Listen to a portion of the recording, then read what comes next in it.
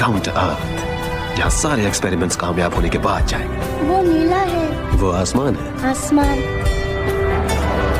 Rocket. वही है। जब सर हमें नई दुनिया में लेके जाएंगे तब हमारे नाम होने चाहिए।